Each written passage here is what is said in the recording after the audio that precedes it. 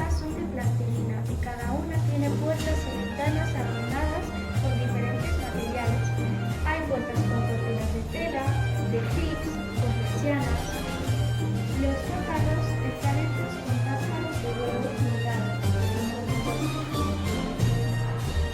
En sus ventanas hay macetos hechos de plastilina.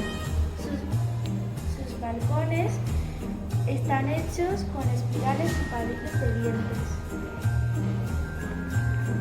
Tenemos diferentes oficios: la herrería, la casa de pajarauta, donde sus platos están hechos con plastilina blanca decorados con rotulador azul y verde.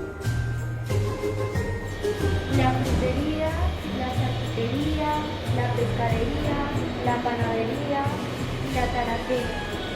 Están hechos todos sus objetos con plastilina.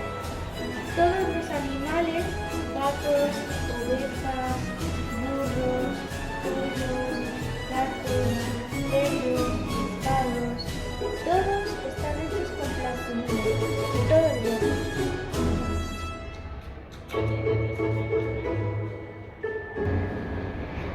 Tenemos el típico empedrado granadino en su plaza principal y en lo más alto del todo, nuestra Alhambra de Granada.